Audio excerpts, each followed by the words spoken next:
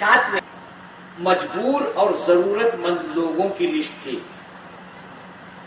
ایسے لوگوں کی جن کو امداد اور تعاون کی ضرورت ہے، کسی کو پیسے کی، کسی کو جسمانی طور پر محنت مشقت کر کے ان کا تعاون کیا جائے، ان کی ضرورتوں کو پورا کیا جائے، ایسی وہ لسٹ تھی۔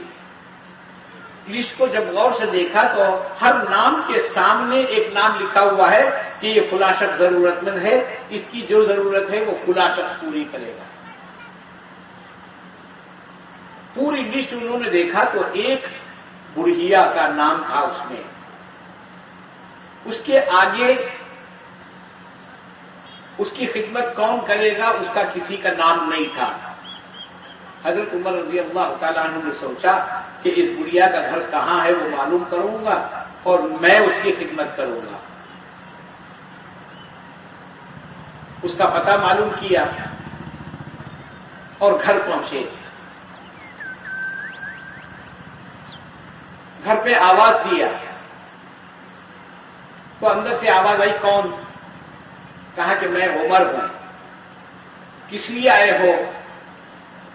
تو میں آپ کے گھر میں جس کام کی ضرورت ہے، پانی بھرنا ہے، صاف صفائی کرنا ہے، برتن دھونا ہے، جو بھی ہے وہ میں کرنے کے لیے آیا ہوں۔ تو انہوں نے کہا کہ کوئی اللہ کا بندہ آیا تھا اور وہ یہ سارے کام کر کے چلا گیا۔ حضرت عمر رضی اللہ تعالیٰ عنہ یہ سوچے کہ چلو کل دیکھیں گے۔ دوسرے دن پہنچے تو یہی آواز آئی کہ وہ شخص کر کے چلا گیا، اور یہ بھی یہ سوچتے تھے کہ رات کے ایسے وقت پہ کہ مجھے کوئی نہ دیکھے، رات کے وقت نہیں آ رہے تھے، لیکن یہ سمجھا انہوں نے کہ شاید مجھے آنے میں تاخیر ہو رہی ہے، اس لیے کوئی اللہ کا بندہ ہے جو کام کر رہا ہے اور چلا جا رہا ہے۔ اور یہ جستجو ہوئی کہ آخر وہ کون شخص ہے وہ بھی معلوم ہو اور اس کے آنے سے پہلے میں چلا جاؤں۔ ایک جگہ بڑھیا کے گھر کے قریب چھپ کر بیٹھ گئے۔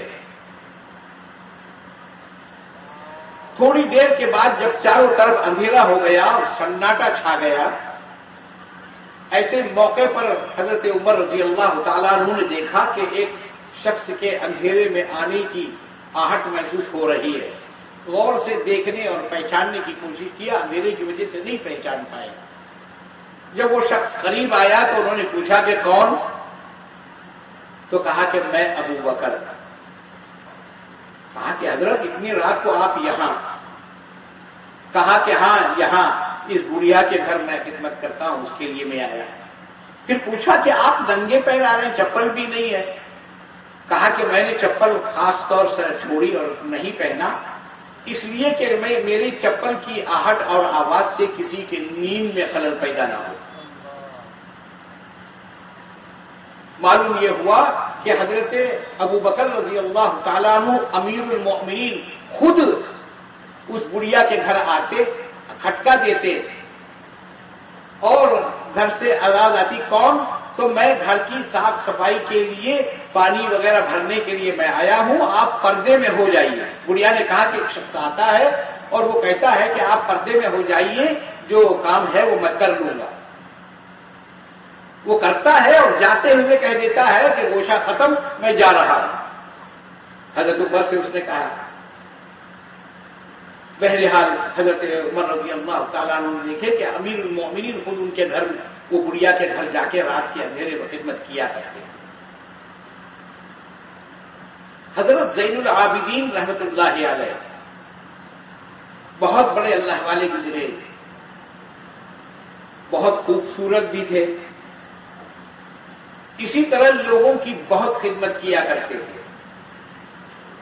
کہتے کہ جب ان کا انتقال ہوا تو ان کے کاندھے پر ایک کالا نشان نظر آیا۔ گھر والوں سے پوچھا گیا کہ آخر یہ کالا نشان آپ کے بدن پر کیا ہے؟ گھر والوں نے کہا کہ ہمیں کچھ نہیں پتا، ہم بھی پہلی مرتبہ دیکھ رہے ہیں۔ لیکن جب آپ کو کفنایا گیا اور تدفین کی گئی تو دوسرے دن پتا چلا کہ کئی مکانات ایسے تھے جہاں جا کر آپ روزانہ کام کیا کرتے تھے، اور وہ وزن ڈھونے کرنے کی وجہ سے وہ گھٹا آپ کے جسم پر تھا۔ یہ اللہ والوں کا عمل ہے۔ اپنی زندگی میں قربانی دینا، اوروں کے لیے کام کرنا اور اس پر اجر جس کا کام کیا اس سے نہیں بلکہ اللہ تبارک و تعالیٰ سے اجر، مقصود اللہ کی رضا ہے، اس کے علاوہ اور کچھ نہیں۔ حضرت عمر رضی اللہ تعالیٰ عنہ ایک مرتبہ شہر میں روزانہ گشت کرتے تھے جب آپ امیر المومنین تھے۔ ایک مرتبہ خیال ہوا کہ شہر میں تو میں گھومتا ہوں، دیکھیے کہ تھوڑا سا آبادی سے باہر جا کر باہر کے کیا حالات ہیں۔ جیسے وہ آبادی سے باہر پہنچے تو ایک خیمہ نظر آیا، خیمے کے سامنے ایک آدمی بیٹھا ہوا ہے اور خیمے کے اندر سے کراہنے کی آواز آ رہی ہے۔ حضرت نے پوچھا کہ کیا بات ہے؟ تو اس نے کہا کہ میری گھر والی کے درد سے ہو رہا ہے، ڈیلیوری کا وقت بالکل قریب ہے اور کوئی ان کے لیے معاون نہیں ہے، ان کے پاس کوئی ان کی مدد کرنے والا بھی نہیں ہے۔ میں اکیلا آدمی ہوں اور پردیسی ہوں، میں کس سے پوچھوں، کس کو بولوں، کیا کروں؟ اس لیے میں بے چین ہو کر میں باہر بیٹھا ہوں۔ ادھر ادھر کی بات کرتے کرتے اس نے پوچھا کہ تم کہاں رہتے ہو؟ حضرت عمر رضی اللہ عنہ نے پوچھا کہ تم کہاں رہتے ہو؟ کہا کہ میں اسی شہر میں رہتا ہوں۔ بولے امیر المومنین سے تو آپ کی ملاقات ہوتی ہوگی۔ آپ خاموش ہو گئے، کوئی جواب نہیں دیے، لیکن زیادہ کراہنے کی آواز آئی تو حضرت نے پوچھا کہ میں جو ہے ان کے لیے معاون لے کر آتا ہوں۔ آپ گھر گئے، اپنی گھر والی کو لے کر آئے اور لا کر اندر خیمے میں چھوڑا۔ تھوڑی دیر کے بعد حضرت عمر رضی اللہ تعالی عنہ کے مکان والوں نے آواز لگائی اور کہا کہ یا امیر المؤمنین، مہمان کو لڑکے کی خوشخبری دیجیے۔ اس کو بھی بڑا تعجب ہوا اور ایک دم سٹپٹا گیا، یہ تو امیر المومنین ہے اور میں ان سے باتیں کرتا ہوا بیٹھا ہوں اور یہ یہاں سے اٹھ کر گئے، اپنی گھر والی کو لے کر آئے۔ اس طرح اہل اللہ حضرات کا عمل رہا۔ بھائیوں اور دوستوں، جب دل بنتا ہے، دل پر محنت کی جاتی ہے، دل جو محبت کا مرکز ہے اور اللہ کی محبت کا مرکز ہے، ہم نے نفسانی اور حیوانی زندگی میں اپنے رب کو بھول کر شہوانی زندگی اور عقل کی تابع ہو کر زندگی گزار رہے ہیں۔ یہ دل کو اللہ سے لگانا اصل میں یہ کمال ہے۔ جب بندہ اپنے دل کو اللہ کے ساتھ لگاتا ہے تو وہی کامل انسان ہوتا ہے، وہ کامل ایمان والا ہوتا ہے اور اصل اللہ کا خلیفہ تو وہی ہے۔ تو انسان کو کامل انسان بنانے والے تو اہل اللہ حضرات ہیں۔ رات دن کی تربیت میں وہ یہ چاہتے ہیں کہ ہر بندہ دل کے ساتھ اللہ تعالیٰ سے جڑ جائے، رات دن وہ اللہ کا ذکر کرے، اللہ کی یاد کرے، اپنی توجہ کو اللہ کی طرف لگائے اور اللہ والا بنے، ایمان کامل والا بنے اور ہر کام میں اس کا مقصد میری ذات ہو، اس کے سوا اور کسی سے نہ ہو۔ یہ ایمانی زندگی تو ہمارے ان اجتماعات کا مقصد، ذکر کے حلقوں کے چلنے کا مقصد، اس کو چلانے کا مقصد یہی ہے کہ جو نعمت اللہ تعالیٰ نے ہم کو دل کی دی ہے وہ اللہ کی ساری نعمتوں میں ایک افضل ترین نعمت ہے کہ جس کو اللہ سے لگانا چاہیے اسی کو اللہ سے لگایا جائے۔ یہ دل دنیا سے لگانے کے لیے نہیں ہے۔ دنیا تو ہماری ضرورت کی چیز ہے، ضرورت کی چیز کو ضرورت کے حد تک رکھا جاتا ہے۔ جیسے گھر میں بیت الخلا ہوتا ہے، بہت خوبصورت پاش بیت الخلا بھی بنایا جاتا ہے، لیکن کبھی کسی آدمی کو یہ نہیں دیکھا ہوگا آپ نے کہ بہت خوبصورت پاک صاف بیت الخلا ہے تو تھوڑی دیر دل بہلے کے لیے وہاں جا کر بیٹھا ہو، ٹائم پاس کرنے کے لیے بیٹھا ہو، نہیں، وہ ضرورت کا مقام ہے، وہاں جانا صرف ضرورت کے تحت ہے۔ اسی طریقے سے ہم دنیا میں آئے ہیں، تھوڑے سے وقت کے لیے آئے ہیں، یہاں دنیا سے دل لگانے کے لیے نہیں آئے۔ اس لیے ہم کو دل کے تابع ہو کر اور دل کو اللہ کی مرضیات کے تابع کر کے جو زندگی گزارنا ہے، وہ اہل اللہ حضرات کا سبق ہے، وہ اہل اللہ حضرات کی جستجو ہے، وہی اہل اللہ حضرات کا منصب ہے۔ یہی مقصد ان اجتماعات کا، یہی مقصد ذکر کے حلقوں کا ہے۔ اور انشاءاللہ ثم انشاءاللہ ہم اپنے دل کو اللہ سے لگائیں گے تو ہی ہمارے لیے کامیابی ہے۔ یہ دل دنیا سے لگانے کے لیے نہیں ہے، دنیاوی چیزوں سے لگانے کے لیے نہیں ہے، بیوی بچوں کے ساتھ لگانے کے لیے نہیں ہے۔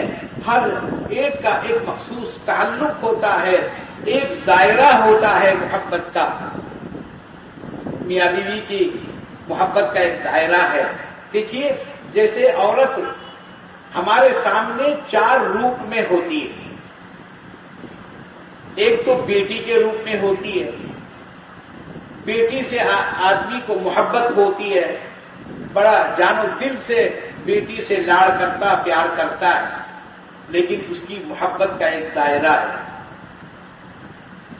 اس دائرے سے وہ باہر نہیں جائے گا، اس حد سے باہر نہیں جائے گا، باؤنڈری کراس نہیں کرے گا۔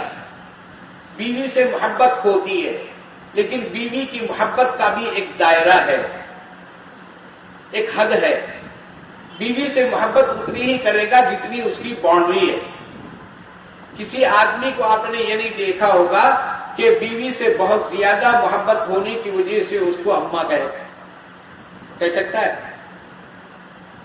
جی، ماں کی محبت اس کا ایک دائرہ ہے، بہن کی محبت اس کا ایک دائرہ ہے، لیکن یہ 4 روپ کے دائرے اپنی اپنی جگہ پر محدود ہیں۔ ان کسی دائرے میں سے بھی آپ باؤنڈری کراس کریں گے تو آپ غلطی پر رہیں گے۔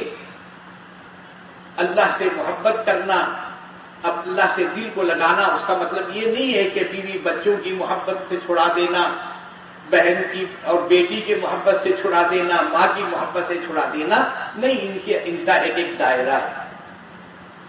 بس اس دائرے کے حد تک ان سے محبت ہوتی ہے اور ہونا چاہیے۔ اسی طریقے سے دنیا سے محبت کا بھی ایک دائرہ ہے۔ دنیا سے ہم کو جتنی ضرورت ہے اتنی حد تک ہی اس سے محبت کی جائے۔ اہل اللہ حضرات فرماتے ہیں، مال و دولت سے محبت میں اس کو آپ جیب میں رکھیے، دل میں مت رکھیے، کیونکہ دل تو اللہ کی محبت کے لیے ہے، پیسوں کی محبت کے لیے نہیں ہے۔